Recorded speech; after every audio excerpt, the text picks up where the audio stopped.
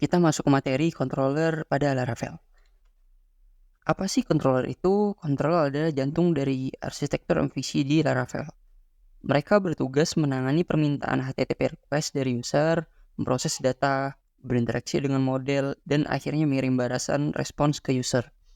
Jadi intinya controller itu berisi function-function logik aplikasi kita. Nah, lokasi dari controller ditempatkan di dalam direktori app http controllers pada project Laravel. Kita coba ya, di app http controllers. Nah, di sini kita udah punya 2 controller. Membuat controller pada Laravel. Gimana sih cara membuat controller pada Laravel?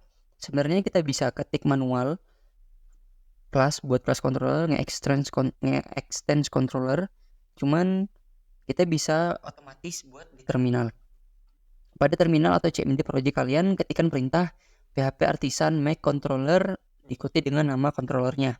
Nah, ubah nama controller dengan nama yang diinginkan. Misalnya kita mau pakai user controller. Coba ya.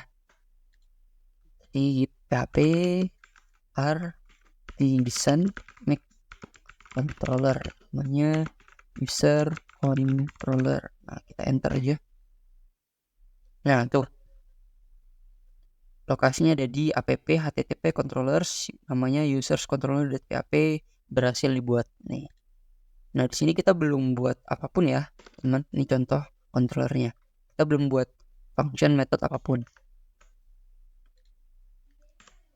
Controller berisi metode yang disebut action dan biasanya dipetakan ke root spesifik dalam aplikasi. Nah, tadi kita belum buat. Ini contohnya. Kelas user controller, nge-extend controller, dan di dalamnya ada sebuah function namanya index yang nge-return view namanya hello. Kita coba. Nah, kita buat public function index yang nge-return view. Nah, kita mau coba view-nya namanya view user. Coba. Kita belum punya user. Nah, kita buat user.blade.php.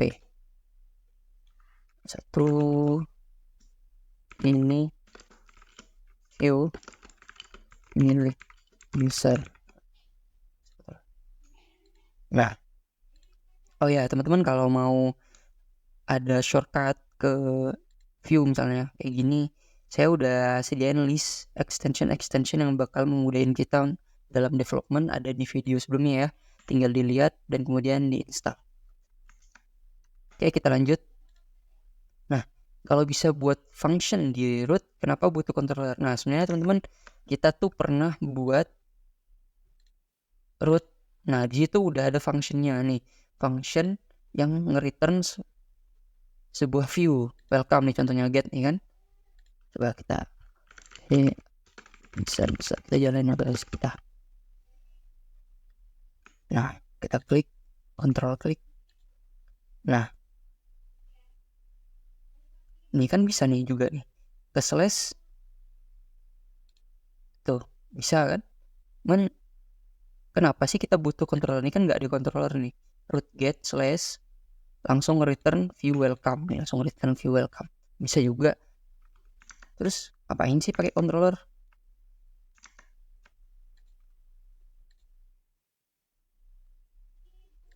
Nah, ini contoh function yang udah lumayan panjang di root tanpa controller nih. Misalnya root get mau ngambil profile berdasarkan slash profile ID-nya, terus kita ambil user ID-nya, user berdasarkan ID, kita ambil postnya dari user itu, terus kita kirim user dan postnya ke view profile. Ini panjang banget. Bayangkan kalau kita punya puluhan atau ratusan function di dalam root web tuh bakal panjang banget. Berapa baris tuh root web kita? Bakal sulit banget di maintenance dan sulit banget dibaca. Nah, ini contoh root pakai ini contoh function di controller. Nah, jadi kayak gini rapi. Nah, di rootnya juga jadi lebih rapi. Misalnya ada 100 gitu, ya 100 baris gitu. 100 function 100 baris. Nih. Misalnya get post ID Nah, tinggal ambil function yang get tadi. Nih yang get dah kayak gitu. Jadi itu dia ya teman-teman, materi controller.